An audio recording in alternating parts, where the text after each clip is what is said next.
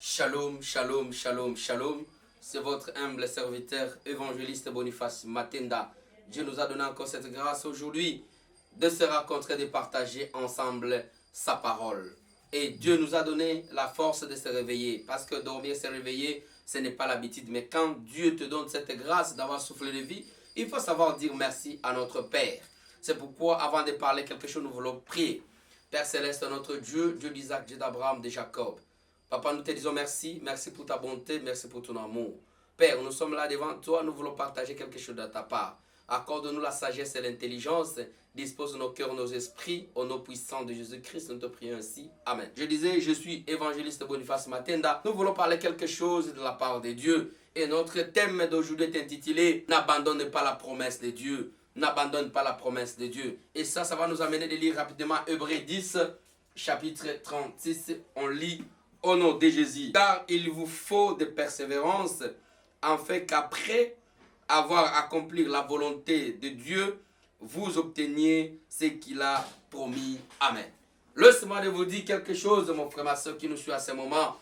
Il faut savoir que Dieu, chacun a la promesse de Dieu. Tout le monde, Dieu lui a déjà promis.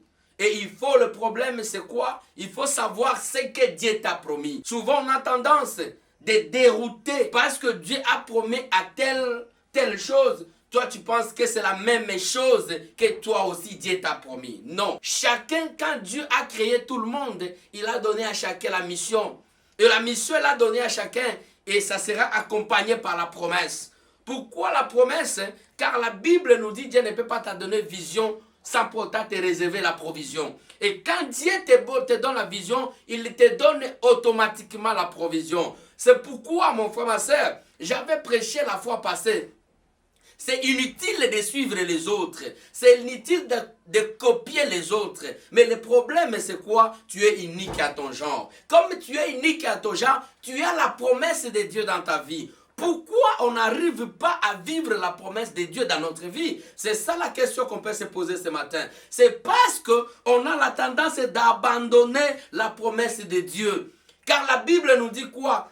Dieu, c'est Dieu des temps et des circonstances. Quand Dieu te promet quelque chose, sache-le qu'il réalisera ça certainement. Et pourquoi il ne faut pas abandonner? Il faut avoir la persévérance. Comme la Bible vient de nous dire, ayez la persévérance. Fais bien ce que Dieu te demande de faire.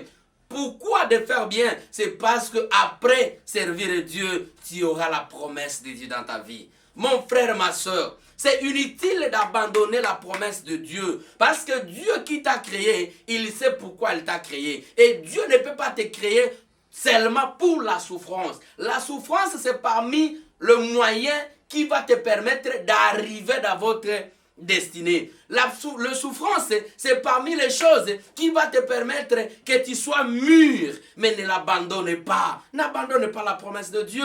Dieu t'a promis que demain, après-demain, tu seras son serviteur. Il te demande d'avoir la persévérance, avoir la patience, savoir accepter le temps. Mon frère, ma soeur, n'abandonne pas la promesse de Dieu. Dieu t'a promis quelque chose qui est meilleur. Dans quelques jours, tu vas arriver. Ne l'abandonne pas parce que les gens te disent des choses. Ne l'abandonne pas parce qu'on t'a dit des choses. Ne l'abandonne pas parce qu'il y a certains gens qui sont influents à côté de toi. Mais attache-toi à la promesse de Dieu. Mon frère, attache-toi à la promesse de Dieu. Tu dois t'attacher à la promesse de Dieu. Parce qu'il n'y a que lui qui peut faire aujourd'hui que tu sois tel que tu peux être, mon frère, ma soeur. Ne l'abandonne pas. La souffrance d'aujourd'hui ne soit pas obstacle pour que tu abandonnes la promesse de Dieu. La maladie que tu souffres aujourd'hui ne soit pas obstacle. Mon frère, c'est le désert. Après le désert, tu vas vivre là où il coulera le miel et le lait. Après cette souffrance, après cet célibat, mon frère, je te le dis, n'abandonne pas la promesse de Dieu. Tu es appelé d'être directeur général. Tu es appelé d'être ministre. Tu es appelé d'être un grand homme de Dieu. Tu es appelé d'être prophète. Tu es appelé d'être bishop. Mais aujourd'hui, la manière dont tu marches aujourd'hui, qu'il ne soit pas votre obstacle. La souffrance d'aujourd'hui, ça sera la bénédiction de demain. Ta bénédiction de demain, tu dois subir d'abord ce que tu subis aujourd'hui. Mais laisse-moi te dire, mon frère, ma soeur, attache-toi à la promesse de Dieu. Car il n'y a que lui seul, qui t'a créé. Et il sait pourquoi il t'a créé. Ne l'abandonne pas. Ne sois pas confus. Parce que tes frères et tes soeurs sont déjà là où ils sont. Peut-être ton entourage, tu restes le seul célibataire. Peut-être ton entourage, tu restes le seul chômeur. Mais laisse-moi te confirmer ce matin. N'abandonne pas la promesse de Dieu. Attache-toi à la promesse de Dieu et tu verras la main de Dieu. Mais marche dans la sanctification, obéis la parole de Dieu. Souvenez-vous, quand Dieu a parlé à Salomon, après avoir dit à Salomon, demande tout ce que tu veux, après avoir Salomon demande, et il a donné la condition, obéis la parole, le dit commandement de Dieu. Est-ce que mon frère, ma soeur, tu as une grande destinée devant toi? Est-ce que tu obéis à la parole de Dieu? Est-ce que tu es attaché à la parole de Dieu?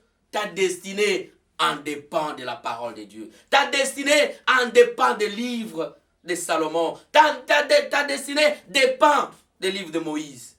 Mon frère et ma soeur, attache-toi à la parole de Dieu. Marche selon la volonté de Dieu et tu verras la gloire de Dieu dans ta vie. Que Dieu bénisse sa parole. Père Céleste, notre Dieu, nous te disons merci. Merci ce matin pour cette parole, notre Dieu, tu viens de nous souffler. Pour cette parole que tu viens de nous exaucer.